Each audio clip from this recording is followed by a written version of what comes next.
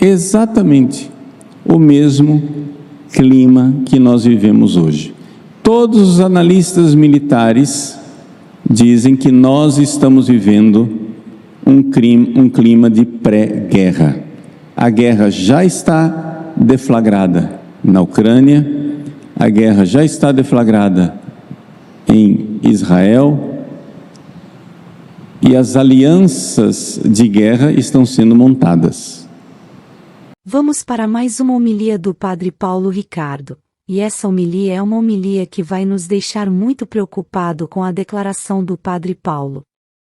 O Padre Paulo Ricardo não é muito de falar sobre os assuntos atuais que estamos vivendo. Ele é um padre que fala muito sobre a vida dos santos e também sobre a palavra de Deus. Hoje o Padre Paulo tocou nesse assunto de guerra mundial. Isso é muito preocupante. O Padre Paulo fala que a Primeira Guerra Mundial começou como estamos vendo hoje, um país declarando guerra a um outro país, e de repente muitos países estavam em guerra e aí começou a Primeira Guerra Mundial e a Segunda Guerra Mundial da mesma forma. O Padre Paulo fala que todos os analistas militares dizem que nós estamos vivendo um clima de pré-guerra. Que a guerra já está deflagrada na Ucrânia, que a guerra já está deflagrada em Israel, e as alianças de guerra já estão sendo montadas. O Padre Paulo fala que está celebrando a missa pedindo a Deus que termine essa guerra que já começou, que ainda não é mundial, mas já começou. O Padre Paulo fala que por causa desse dominó de alianças, nós podemos estar na iminência de um grande conflito mundial. O padre também fala da vida do Beato Carlos, que foi o imperador da paz da Primeira Guerra Mundial. Como o Padre Paulo falou, rezemos, irmãos, para que Deus escute as nossas preces. Que Deus nos livre dos flagelos da guerra. Que Jesus Cristo, o verdadeiro príncipe da paz, traga a paz para que tenhamos governantes que queiram a paz que vem do céu. Amém. O Senhor esteja convosco. Ele está no meio de nós. Proclamação do Evangelho de Jesus Cristo, segundo Lucas. Glória a vós, Senhor. Naquele tempo, alguém do meio da multidão disse a Jesus: Mestre, dize ao meu irmão que reparta a herança comigo. Jesus respondeu: Homem, quem me encarregou de julgar ou dividir os vossos bens? E disse-lhes: Atenção, tomai cuidado com todo tipo de ganância, porque mesmo que alguém tenha muitas coisas, a vida de um homem não consiste na abundância dos bens. E contou-lhes uma parábola. A terra de um homem rico deu uma grande colheita, e ele pensava consigo mesmo: o que vou fazer? Não tenho onde guardar minha colheita. E então resolveu: eu sei o que vou fazer. Vou derrubar meus celeiros e construir maiores. Neles vou guardar todo o meu trigo junto com os meus bens. E então poderei dizer a mim mesmo: meu caro, tu tens uma boa reserva para muitos anos. Descansa, come, bebe, aproveita. Mas Deus lhe disse: louco, ainda nesta noite pedirão de volta a tua vida, e para quem ficará o que tu acumulaste? Assim acontece com quem ajunta tesouros para si mesmo, mas não é rico diante de Deus. Palavra da salvação.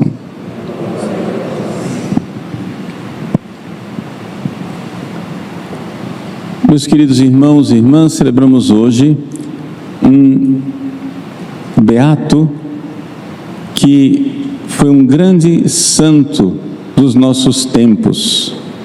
Ele morreu há apenas 102 anos atrás. Foi imperador da Áustria e da Hungria durante a Primeira Guerra Mundial e é conhecido como o imperador da paz, Friedenskaiser.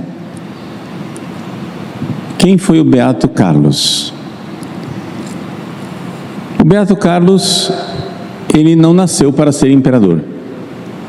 Ele era o sobrinho, neto do imperador. Mas por uma série de mortes, aconteceu que o trono da Áustria, do Império da Áustria e da Hungria, terminou sendo para ele. E ele herdou esse império durante a Primeira Guerra Mundial. Um tio seu, que era o herdeiro do trono, foi assassinado, né, enquanto fazia uma visita na Croácia. O imperador, não ele, o seu antecessor, pediu satisfação para a Sérvia. Olha, assassinaram o herdeiro do meu trono, vocês têm que fazer uma investigação. A Sérvia não quis ouvir, a Áustria decretou guerra à Sérvia. Quando decretou guerra à Sérvia, a Rússia chegou e disse: opa, com a Sérvia você não mexe, e decretou guerra à Áustria. Quando a Rússia decretou guerra à Áustria, a Alemanha disse: opa, com a Áustria você não mexe, e decretou guerra à Rússia. E de repente, então, entraram a França, entrou a Inglaterra, depois entrariam os Estados Unidos e Companhia Limitada. Era uma guerra mundial. Vivia-se naquela época exatamente o mesmo clima que nós vivemos hoje. Todos os analistas militares dizem que nós estamos vivendo um clima de pré-guerra. A guerra já está deflagrada na Ucrânia, a guerra já está deflagrada em Israel, e as alianças de guerra estão sendo montadas. Nós estamos celebrando essa missa, pedindo a Deus que termine essa guerra que já começou. Ainda não é mundial, mas já começou. E por causa desse dominó de alianças, sim, Deus nos livre, mas sim, nós podemos estar na iminência de um grande conflito mundial. Todos os analistas militares veem que as alianças de guerra estão montadas, exatamente como antes da Primeira Guerra Mundial. A Primeira Guerra Mundial, então, foi uma guerra brutal e assassina, e foi ela que, de alguma forma, gerou o mundo moderno atual. Foi ela quem a gente lembra muito mais da Segunda Guerra Mundial, porque matou mais gente, é mais próxima. Porém, a Segunda Guerra Mundial, na verdade, foi simplesmente uma continuação da Primeira. Ou seja, a Primeira, mal resolvida, deu na Segunda Guerra Mundial. Era uma guerra que matou 17 milhões de pessoas. Quando morreu, o seu tio-avô, e Carlos, então, foi coroado imperador da Áustria e ungido rei apostólico da Hungria, usando a coroa de Santo Estevão, o santo rei da Hungria. O imperador Carlos, que então era jovem, não tinha nem 30 anos, começou a trabalhar pela paz. Era a única potência, ou seja, o único país que trabalhava pela paz. Todos os outros países envolvidos na guerra não ouviam o Papa. O Papa Bento XV pediu a paz constantemente, pediu a paz insistentemente. A proposta do Papa era que houvesse uma paz sem vencedores, que ninguém decretasse ter vencido na guerra, que todos cessassem o conflito e depusessem as armas. Ninguém ouviu o Papa. O imperador Carlos, Beato Carlos, mandou imprimir e distribuir no seu império inteiro a oração pela paz colocada pelo Papa, e começou a trabalhar pela paz. Mas ele era o único católico. A Alemanha, protestante e agnóstica, França, maçônica, a Inglaterra, anglicana, e assim por diante, a Sérvia, ortodoxa, a Rússia, ortodoxa. Ninguém ouvia o Papa, mas o Beato Carlos quis a paz e começou a trabalhar pela paz. Ele, que era um homem extraordinário, missa diária, comunhão diária, o santo terço que ele tinha recebido, que a sua esposa, a imperatriz Zita, tinha dado a ele um terço que ela ganhou de São Pio X. Ele gastou aquele terço rezando pela paz e começou a trabalhar pela paz, começou a negociar às escondidas, escondido dos seus próprios generais, escondido do seu próprio governo. Ele começou a negociar a paz com a França, uma rendição, porque Deus queria a paz. Deus não queria aquele conflito louco e injusto. Quando foi descoberto, claro, os próprios aliados de Carlos se sentiram traídos. Do outro lado, também não queriam a paz. Os dois lados queriam a guerra, queriam a vitória. Carlos queria a paz, porque a paz era o bem dos seus povos. Foi feito um acordo secreto, para que uma vez que terminasse a guerra, o império de Carlos fosse desmantelado, porque não era mais tolerável, não era mais aceitável que houvesse um império católico daquele tamanho no centro da Europa. Era necessário que se instaurassem os ideais maçônicos de indiferentismo religioso. Qualquer religião é boa. Não tem esse negócio de que tem que converter as pessoas para a Igreja Católica. Qualquer religião é boa. Era necessário que se instaurasse o naturalismo. Nós não precisamos da salvação de Jesus Cristo. Nós não precisamos dos sacramentos. Nós não precisamos da graça. Basta você não matar, você não roubar ninguém, que você vai para o céu. Vejam como a cultura maçônica venceu, porque essa é exatamente a cultura da maior parte das pessoas com as quais você convive. Todo mundo diz, o importante é acreditar em alguma coisa. Todo mundo diz, para que ir à igreja? Todo mundo diz, morreu? Foi para o céu. Nunca matou ninguém, nunca roubou ninguém. Nós não precisamos mais de Cristo, nós não precisamos mais dos sacramentos, nós não precisamos mais da igreja. Foi esta a cultura que foi implantada no mundo atual, e esta cultura, que já vinha sendo gerada desde a Revolução Francesa e até antes, foi triunfante com o fim da Primeira Guerra Mundial. A derrota do Beato Carlos foi o triunfo da mentalidade maçônica. Quando o Beato Carlos estava exilado na Suíça, alguns políticos austríacos vieram falar com ele e disseram: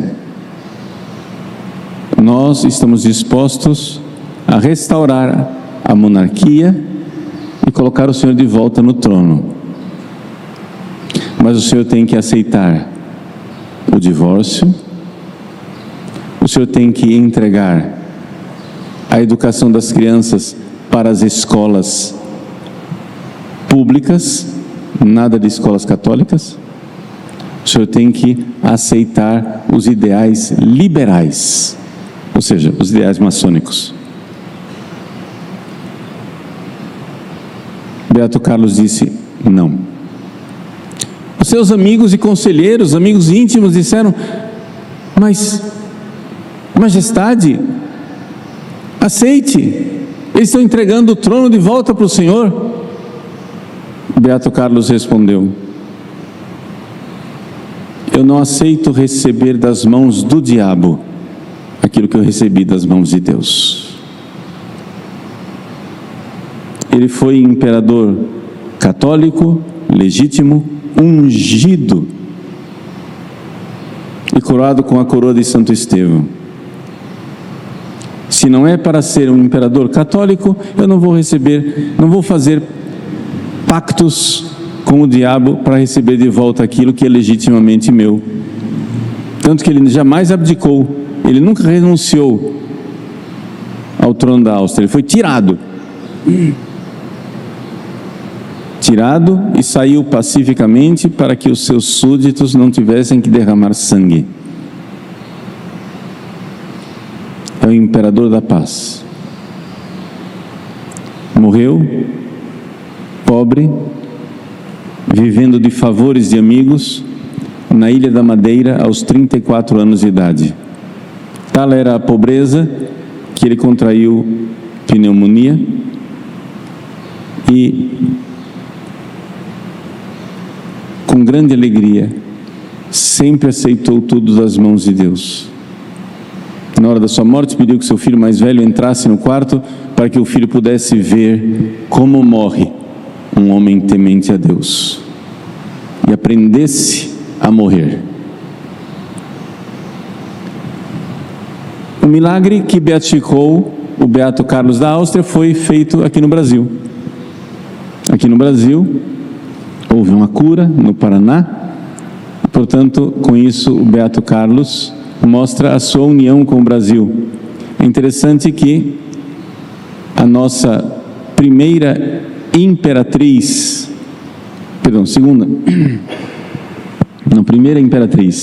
Dona Leopoldina, era parente do Beato Carlos, ancestral dele. E é bom lembrar que o amarelo da bandeira brasileira não é o ouro do Brasil. Nós temos o verde e o amarelo porque o verde é a Casa de Bragança de Portugal, Dom Pedro I, e o amarelo é a Casa de Habsburgo do Beato Carlos, Dona Leopoldina da Áustria. O verde e o amarelo são as cores brasileiras por causa dessas duas casas católicas e monárquicas. São cores da monarquia. Com a República, como não dava para disfarçar, inventaram esta lorota de que o verde e o amarelo é o verde das matas e o amarelo do nosso ouro. Não tem nada disso. O Beato Carlos é um modelo de marido, de esposo, de líder, de monarca. Casou-se com uma mulher que também era muito santa, está em causa de beatificação também ela, a serva de Deus, Zita. Com ela ele teve 8 filhos. 10 anos de casados, 8 filhos.